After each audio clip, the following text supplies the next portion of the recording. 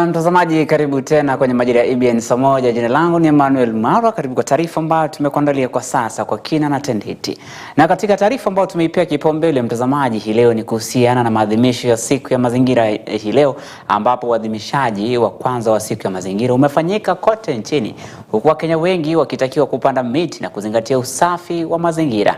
Waziri wa mazingira Aden Duale aliongoza hafla hiyo katika bustani ya Bretam hapa jijini Nairobi, ambapo alitoa onyo kwa watu wote ambao wanachafua mito na mazingira kote nchini. Aidha, Duale ameitaka mamlaka ya NEMA kuwachukulia hatua wawekezaji wa manyumba ambao wanachangia uchafuzi wa mto Nairobi. Kulingana na Duale, idadi kubwa ya nyumba hapa Nairobi hazina mabomba ya maji taka, huku wengi wakipelekea maji taka hayo mto Nairobi.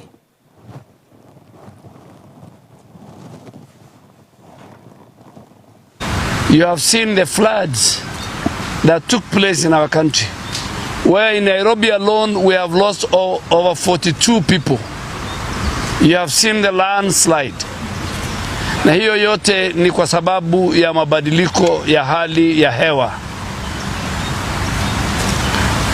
Na kama nchi, mwaka jana rais wetu wa nchi Mheshimiwa William Samoja Ruto na serikali na cabinet iliamua kwa kauli moja tarehe 10 kuanzia mwaka huu kwenda mbele, Oktoba itakuwa ni siku ya mazingira. Na leo katika nchi yetu 47 counties, Wakenya wengi wamejitokeza pamoja na sisi tulioko hapa katika Bretam kupanda miti, kusafisha miji zetu, kusafisha mito za Nairobi. And I really want to urge all our citizens, irrespective of their status, because of climate change, to make sure that we take a deliberate effort to clean our rivers, to get involved in solid waste management, to plant as many trees as possible. Kila mwaka tuna jukumu kama serikali, kama nchi, kama wananchi kupanda 1.5 billion trees. Kwa mwaka huu we have already planted 481 million. We have grown, not even planting. You know, there's difference between planting and growing. We have grown 481 million trees. Serikali, wananchi, the private sector, and those who are involved in climate and conservation and ecosystem. Na mtazamaji, katika kaunti ya Kilifi, kijiji cha maafisa ambapo katika kijiji mojawapo huko kaunti ya Kilifi, ambapo maafisa wa usalama walishirikiana na wakazi wa kijiji cha Chavisi kilichoko katika eneo bunge la Kilifi Kaskazini kuadhimisha siku kuu ya mazingira kwa kupanda miti ya mikoko. Wakiongozwa na kamanda wa maafisa wa wanamaji huko Mtongwe, Brigedia Abraham Biwot, waliamua kupanda mikoko huku wakiadhimisha siku ya mazingira kwa kuhakikisha kuwa mikoko inanawiri, kwani misitu ya mikoko imeathirika pakubwa kufuatia mabadiliko ya tabia nchi. Today we are gathered here in Chavisi village, which is in Kilifi North Sub-County, to address the issues of the mangroves. As you know, because of the human activity on the planet that is threatening the planet, that is climate change. The mangroves also have not been left behind. The rising oceans are threatening the growth of the mangroves.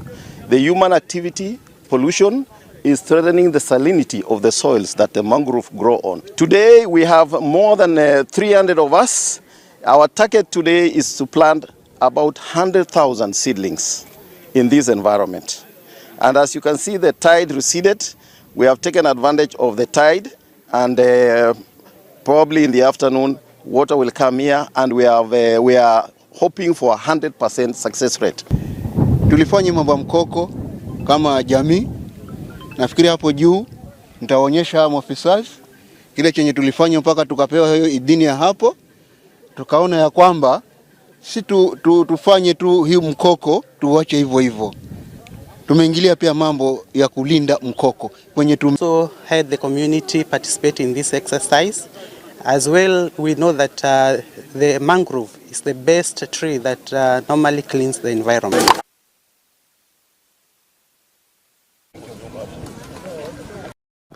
Na mtazamaji, na huko Mombasa, viongozi katika eneo hilo pamoja na wakazi zaidi ya 2000 walitembea zaidi ya kilomita 30 katika barabara mpya ya Dongo Kundu ili kuadhimisha siku hii. Viongozi wa kaunti ya Mombasa waliashiria kuwa licha ya kupanda miti, kutembea pia hupunguza kiasi cha hisia za kaboni, na pia Wakenya wanapaswa kuishi na afya njema kwa kukumbatia hali ya kutembea, hivyo huweza kurejesha hali nzuri ya kimwili na afya.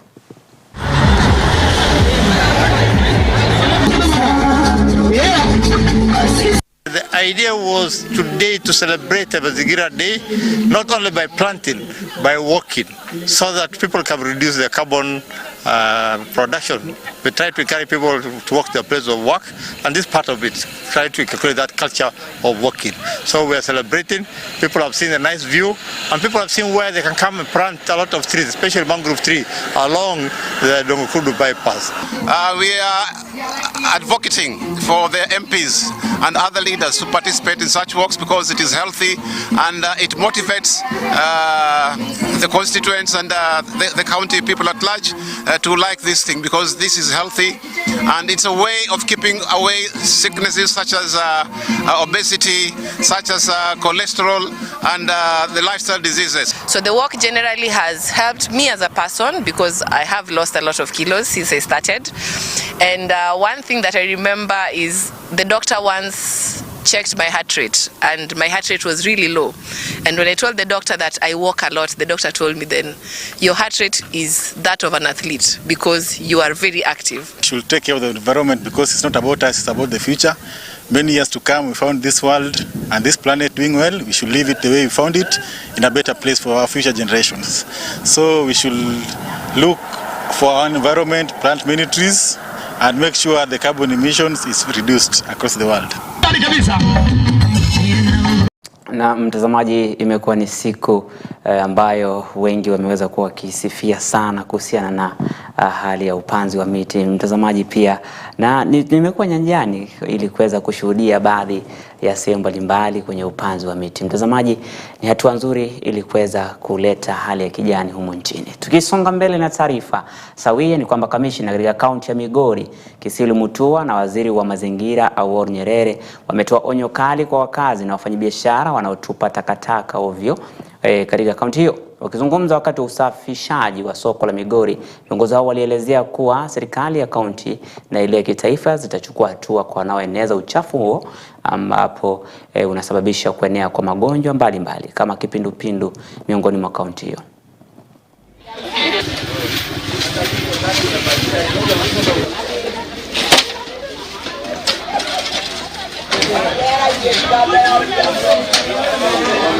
Naomba wananchi wote kwamba sio lazima uwe na pesa ndio mazingira uyaweke vizuri.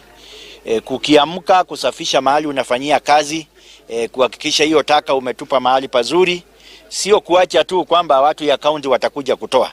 Hakikisha kwamba hiyo ni kitu unaweza kufanya. Kupanda miti sio lazima iwe na gharama kwako. Kwa hivyo tunataka kuwaomba wananchi wote, huu ni wajibu wetu na kila mtu ameona adhari za climate change. This is drawn from what we have and what also the NEMA gave us. So anybody who is breaking that will be prosecuted. This time they are not going to be safe, and we also appeal to the business owners, those who are the owners of the hotels, to make sure that whatever they are disposing is looked at so that it does not pollute the environment. So we do appeal to the landlords to ensure that wherever they are put up their buildings, they ensure that wastes are disposed at the right places.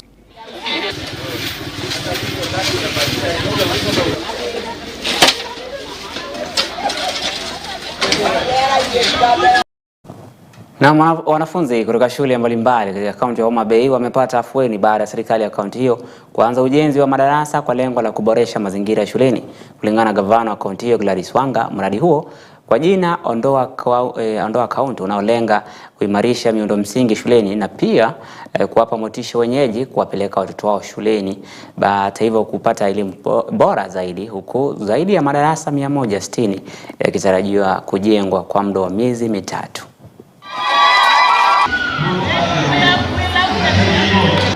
And Ondoa Kaunti is important because it wasn't done on the conventional contracting way. We did an economic stimulus program that is labor-based. So we sent money to all the 163 schools, and the locals ran that program themselves.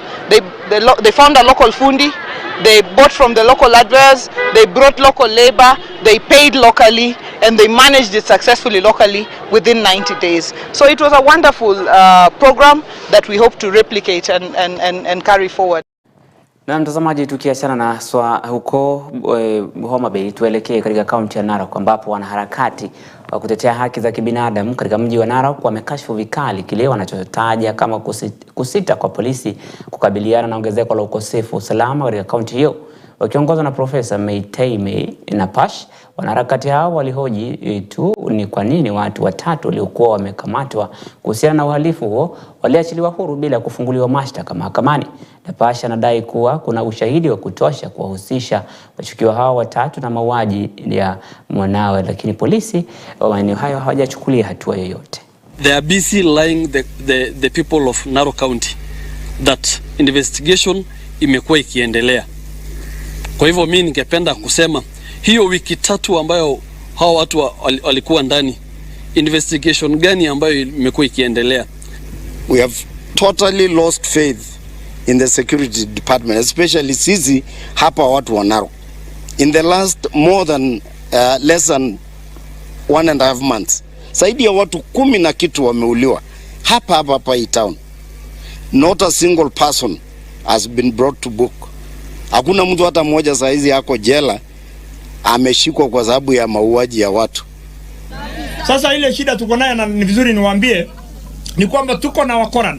Town yetu inapoendelea kupanuka, kuna watu saa nyingine wakisikia huko Narok kuna ngano inafunwa, kuna mahindi inafunwa, hiyo ukora yote kutoka hizo kaunti zingine wanakuja hapa kwa sababu wanasema mmepata pesa. Hata wanafuata wale wasungu ya mara, wanasema hapa Narok ukienda kuna mambo ya kuibia watu. Sasa mimi naambia tu nyinyi muwe muangalifu. County Commissioner yuko hapa na amenihakikishia ya kwamba wale wote ambao walifanya hizo maafa wameshikwa, wanaosa huko kwa prison. Na mtazamaji, familia moja huko Garsen ilivamia kituo kimoja cha polisi cha Garsen wakati wa maandamano na kuwataka polisi kufichua aliko jamaa yao mwenye umri wa miaka 72 kwa jina Abdullahi Ahmed, ambaye anadaiwa alitekwa nyara na maafisa wa usalama.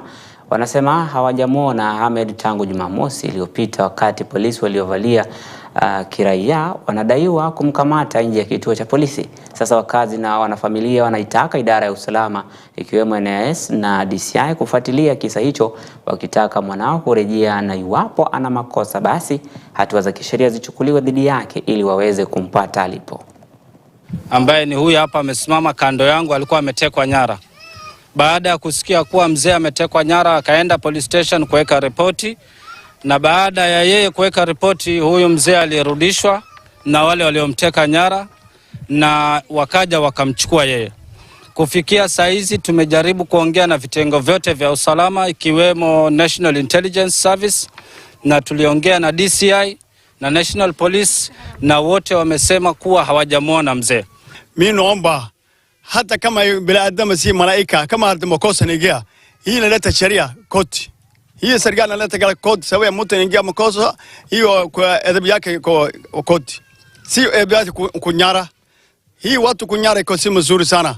Tunataka mzee wetu regeshe sasa hivi, kama ni kupeleka kotini iseme tunapeleka mahali fulani, regesha hapo ndani ya Garsen town. Hatutaki tuende Garissa wala Nairobi, tunataka koti ya law Garsen ndani. Na mtazamaji, idara ya nyumba kwa ushirikiano na serikali ya kaunti ya Busia iko mbioni kujenga nyumba kadhaa kupitia mradi wa kitaifa wa nyumba za bei nafuu katika shamba ama eneo la Nasewa viungani mwa mji wa Busia.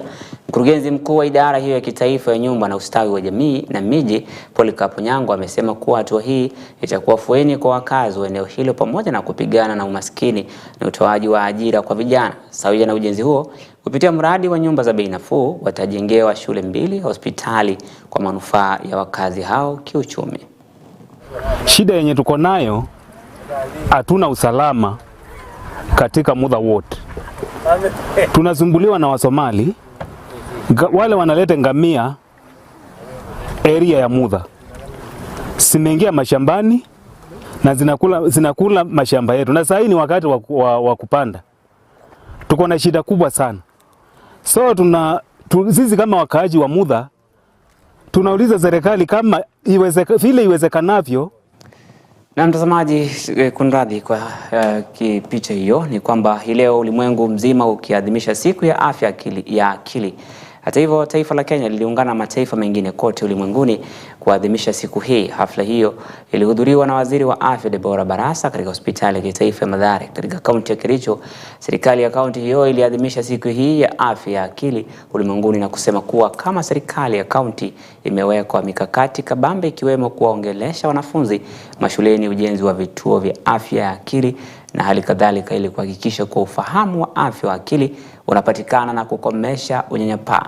Kauli mbiu ya mwaka huu ni kuweka kipaumbele kwa ustawi wa akili katika sehemu za kazi. Serikali ilihimiza kuanzisha mpango mkuu wa afya ya akili kote nchini. We are commemorating the International Mental Health Day, and we have lined up a line of activities across the week, including mental health talks in our schools. We have done several outreaches, and we are culminating today by we have done a 6-kilometer walk, and we are having a meeting, a mental health awareness meeting at Kapkatet Market. The aim of the meeting is to create awareness about mental health in our people, so that we are able to treat mental health cases early enough. We do prompt diagnosis, and we ensure that mental health services are available to our people. As Kericho County Government, we recognize that stigma is still one of the challenges matters mental health, and we have, over the last couple of years, we have employed several counseling psychologists in our facilities. We have also built capacity of our staff to make sure they go to school to specialize in mental health.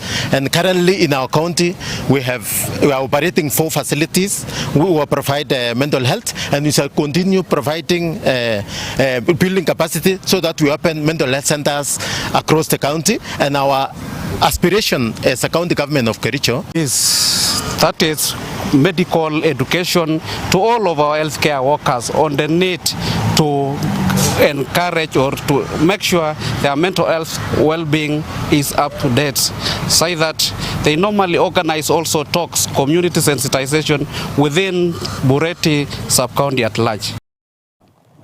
Na mtazamaji, serikali na taasisi za usalama zimetakiwa kushughulikia kwa usahihi swala la bidhaa gushi nchini ili kuimarisha biashara halali. Naibu Gavana wa Machakos Francis Mwangangi amesema hali hiyo imeathiri pakubwa baadhi ya biashara, huku wateja wakipata mahangaiko na hasara kubwa. Mwangangi alikuwa akizungumza hayo wakati wa ufunguzi rasmi wa chumba cha maonyesho kinachohusisha kampuni moja ya uchakataji wa mabati, akiongeza kuwa utamaduni wa bidhaa gushi nchini unapaswa kuwa historia na kufungua hata hivyo mwamko mpya ambapo angetaka bidhaa bora ziweze kushughulikiwa ipasavyo. We need to deal ruthlessly with counterfeits.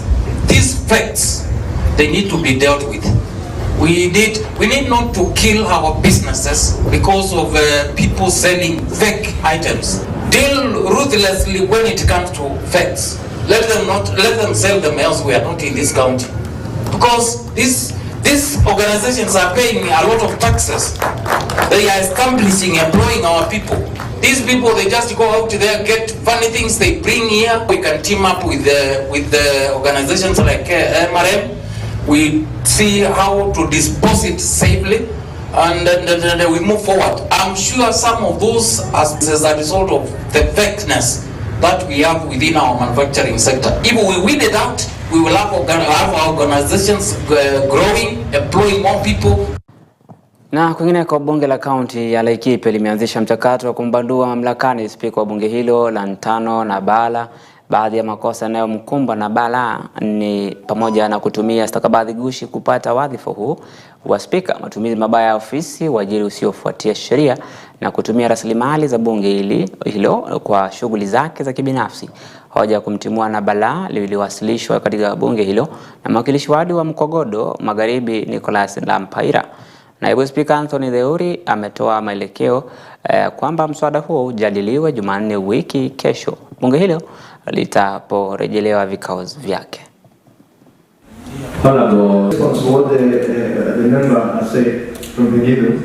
I think it's high time that we get the proper conversations and proper agreements in this county assembly of Laikipia, and it's getting a little worried, and I'm actually getting a little worried and agitated. Because for a few times I've seen the county government officials to Muruki doing public participation, and not even one member of county assembly has been invited to be part of it. Honorable Speaker, with this document that has just been presented to me, Honorable Speaker, you understand, Honorable Speaker? Because, Honorable Speaker, you understand?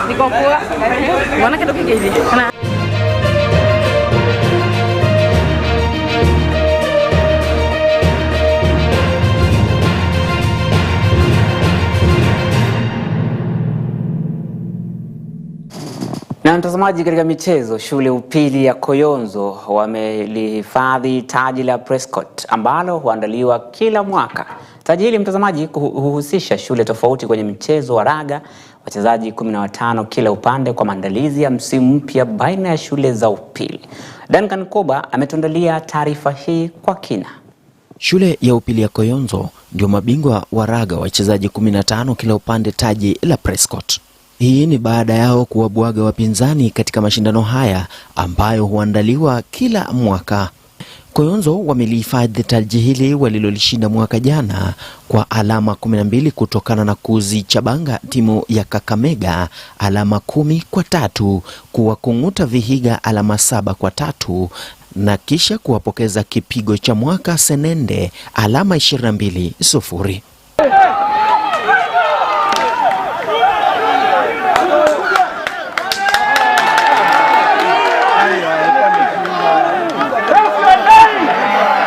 Kwa mjibu wa mkufunzi mkuu wa timu ya Koyonzo Eliud Okwemba, mashindano haya hutumika kupiga msasa vikosi vya shule mwakani watakapoanza na mashindano ya muhula wa kwanza, ambapo mchezo wa raga wachezaji 15 huhusishwa.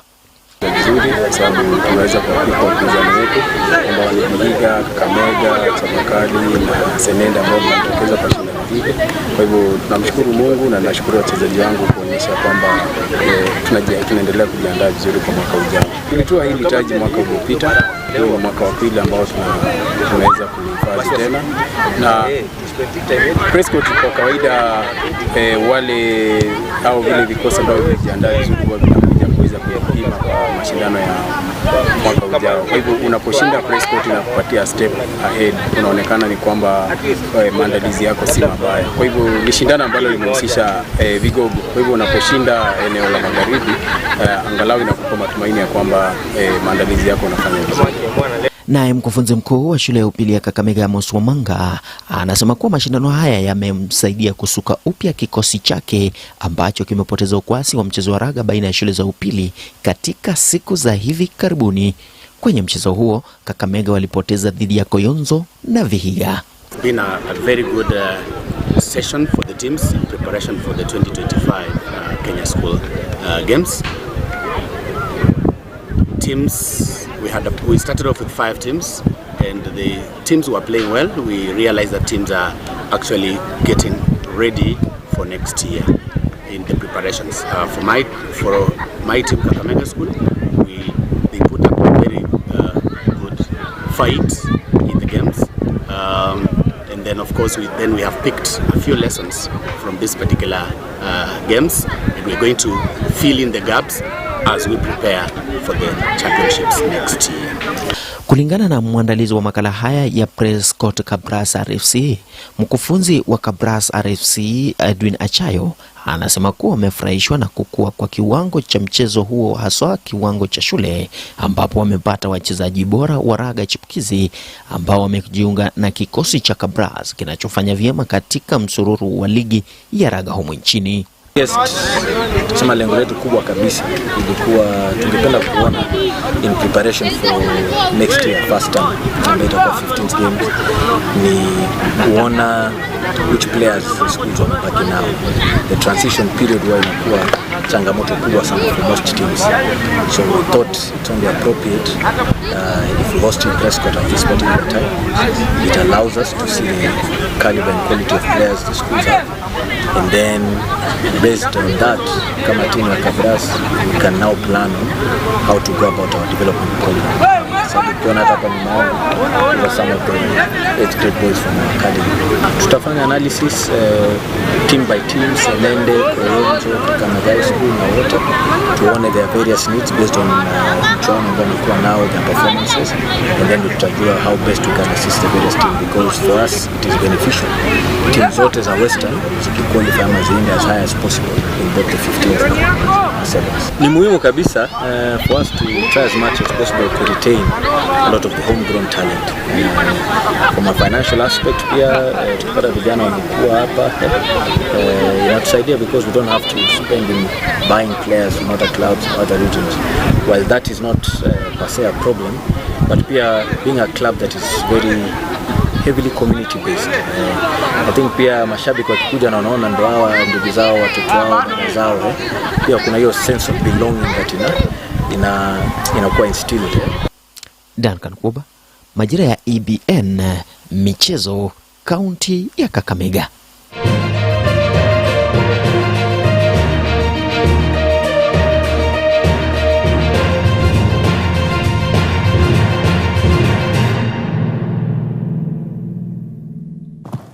Na shukrani sana Duncan Koba kwa ripoti hilo ambalo umetuandalia kuhusiana na taji la raga hilo la Prescott.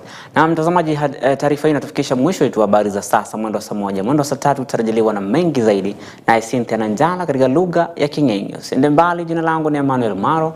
Tupatane hapo kesho panapo majaliwa ya Mwenyezi Mungu.